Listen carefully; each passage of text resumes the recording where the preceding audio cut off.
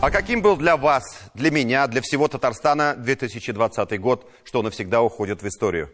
Думаю, многие из вас, как и я, с нетерпением, затаив дыхание, ждем конца этого сложного, да что там сложного, просто тяжелейшего года, богатого судьбоносными для всей планеты событиями. Если бы вам еще в начале года рассказали обо всем, что произойдет в 2020-м, никто бы не поверил, сказав: да выдумки, все это, быть такого не может.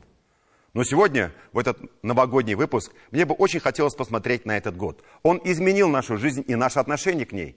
Но еще лично для меня он стал годом открытий. Например, то, что большинство людей довольно быстро способны привыкнуть к любым жизненным обстоятельствам.